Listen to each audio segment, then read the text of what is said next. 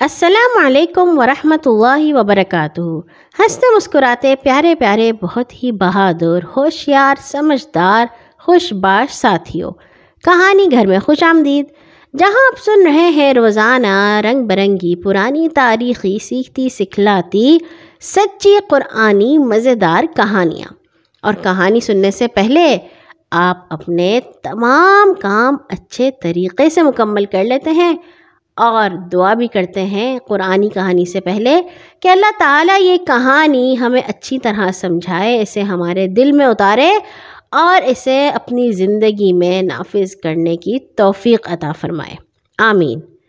ہم سن رہے تھے قرآن کی احسن القصص، یعنی کہ سب سے اچھی کہانی، جو کہ موجود ہے 12ویں اور 13ویں سپارے میں، اور ہم نے سنا تھا کہ حضرت یوسف علیہ السلام کو بھیج دیا گیا تھا جیل میں، جہاں پہ انہوں نے لوگوں کو خوابوں کی تعبیر بتانی شروع کی تھی اور لوگ انہیں معبر کے نام سے پکارنا شروع ہو گئے تھے۔ اور وہ شخص جس کو حضرت یوسف نے کہا تھا کہ تمہیں رہا کر دیا جائے گا، وہ رہائی کے بعد بھول ہی گیا کہ کسی نے اسے خواب کی تعبیر بتائی تھی، اور اسی طرح سے کئی برس گزر گئے۔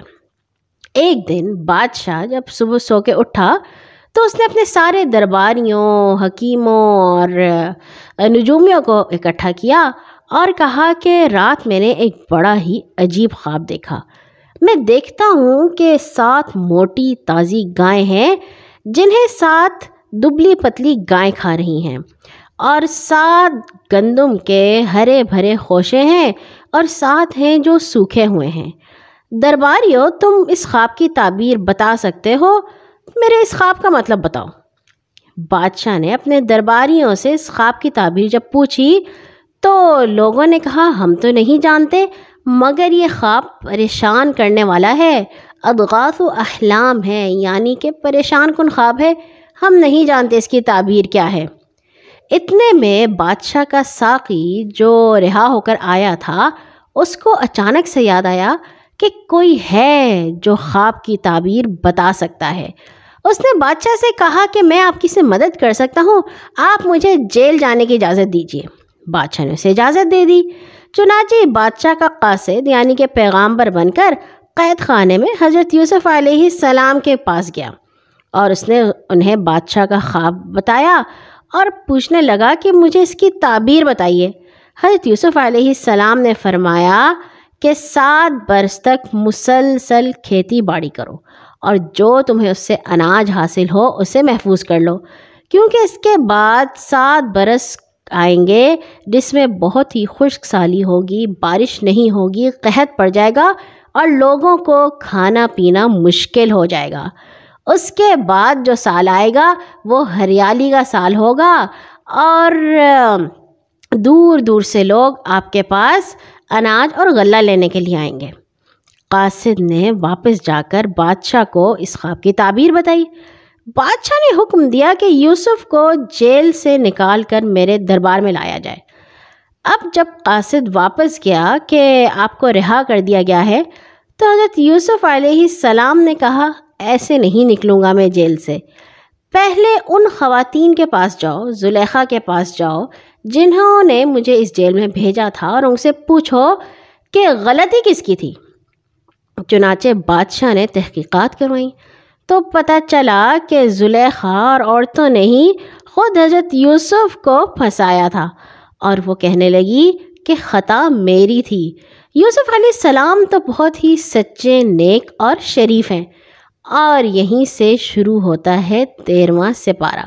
یاد ہے نا، یہ کہانی آدھی 12ویں سپارے میں تھی، آدھی 13ویں سپارے میں تھی، جہاں پہ زلیخا نے یہ اقرار کیا کہ میں ہی غلطی پر تھی، وہاں شروع ہو گیا 13واں سپارہ۔ اب جب سب کو پتہ چل گیا کہ سچ کیا تھا اور جھوٹ کیا، تو حضرت یوسف جیل سے نکل کر بادشاہ کے سامنے حاضر ہوئے۔ بادشاہ نے انہیں بلایا اور کہا کہ آپ ہمارے دربار کے معزز ہیں، اور یہ جو آپ نے تعبیر بتائی ہے اس کے حوالے سے مشورے میں ہم آپ کو بھی شامل کرنا چاہتے ہیں، بتائیے آپ اس میں کیا کر سکتے ہیں۔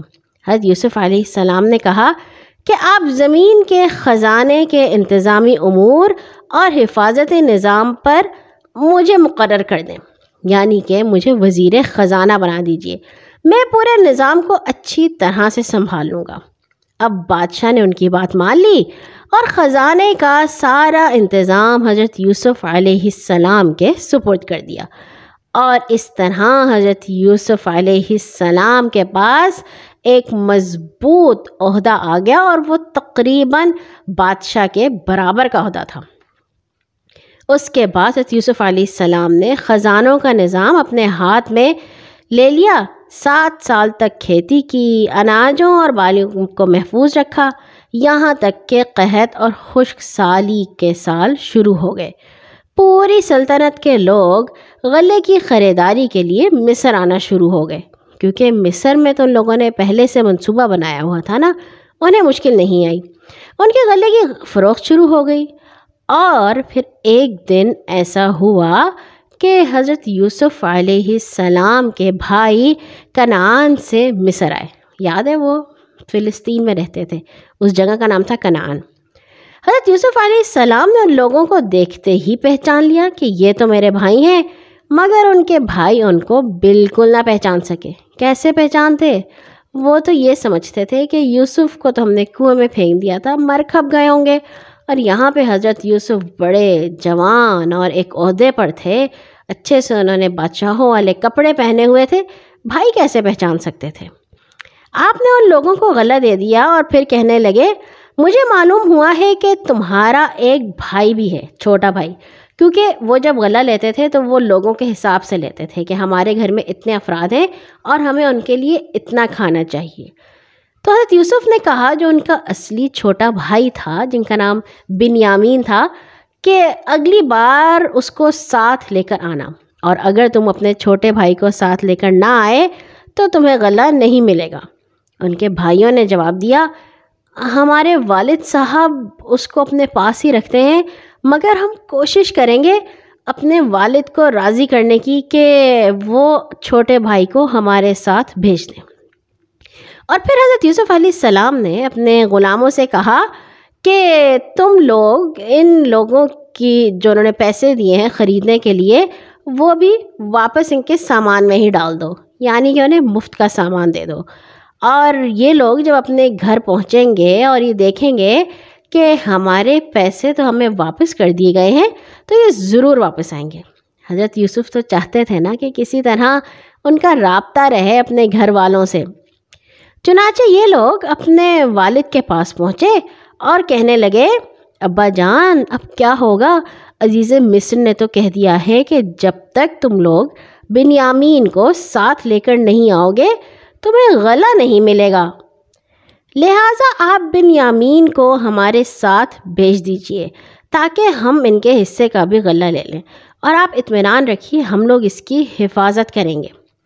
اس کے بعد جب ان لوگوں نے اپنا سامان کھولا، اپنی بوریاں کھولیں، تو حیران رہ گئے کہ ان کی رقمیں اور نقدیاں پوری کی پوری ان کی بوری میں موجود تھیں۔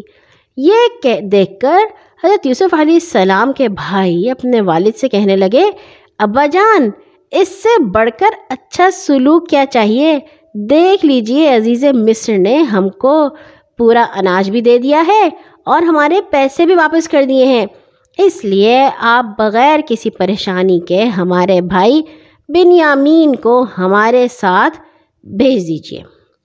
حضرت یعقوب علیہ السلام نے فرمایا، میں کیا تم لوگوں پر ایسے ہی بھروسہ کروں جیسے میں ایک بار یوسف کے حوالے سے تم کے اوپر کر چکا ہوں؟ میں دوبارہ کیسے بھروسہ کر سکتا ہوں؟ میں بنیامین کو ہرگز تم لوگوں کے ساتھ نہیں بھیجوں گا۔ ہاں، اگر تم لوگ اللہ تعالیٰ کو حاضر ناظر جان کر میرے سامنے قسم اٹھاؤ، وعدہ کرو کہ بنیامین کو کوئی نقصان نہیں پہنچاؤ گے، تو میں اس کو بھیج دوں گا۔ یہ سن کر ان کے بھائیوں نے حلف یعنی کہ قسم اٹھا لی کہ بنیامین ہمارے ساتھ بالکل محفوظ ہوگا۔ تو حضرت یعقوب علیہ السلام نے بنیامین کو ان لوگوں کے ساتھ بھیج دیا۔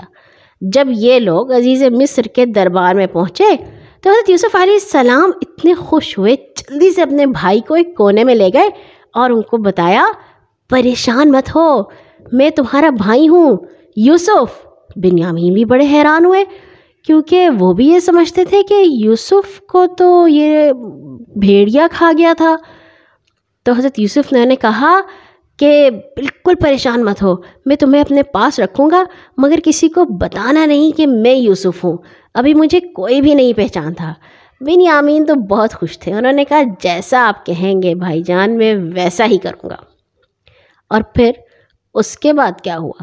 حضرت یوسف نے اپنے بھائی بنیامین کو اپنے پاس کیسے رکھا بھلا، جبکہ ان کے بھائیوں نے تو حضرت یعقوب کے سامنے قسم اٹھائی تھی کہ ہم اسے لیے بغیر واپس نہیں آئیں گے۔ اس کہانی کا بقیہ حصہ ہم سنیں گے کل انشاءاللہ۔ آج کے لیے اتنا ہی۔ ہر نماز کے بعد اپنے لیے اور تمام امت کے لیے دعا کرنا مت بھولا کیجیے۔ اللہ حافظ۔